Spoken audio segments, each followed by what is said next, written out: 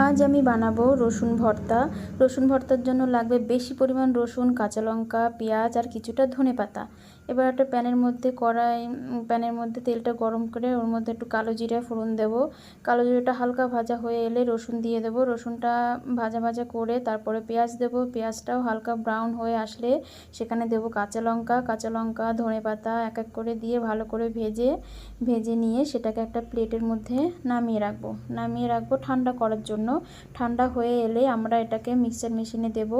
তোমরা তোমাদের যাদের শিলনোড়া আছে শিলনোড়ায় বেটে নিতে পারো। শিলনোড়ায় বাটাটা বেশি ভালো লাগে খেতে। এবার আমার কাছে শিলনোড়া নেই, তার জন্য আমি এটাকে মিক্সচার মেশিনে দেব। মিক্সচার মেশিনেও ভালো লাগে, খারাপ লাগে তা নয়, কিন্তু খেতে তুমি মিক্সচার মেশিনে দাও আর শিলনোড়ায় বাটো, খেতে অনেক ভালো লাগে, অনেক টেস্ট। যারা ঝাল বেশি খাও তাদের জন্য তো আরও ভালো, মুখের টেস্ট পাল্টে যায়। এটা একবার প্লিজ বাড়িতে ট্রাই করো। তোমরা যারা এটা দেখছো বাড়িতে ট্রাই করে আমাকে জানিও কেমন হয়েছে। Thank you, tata, bye by.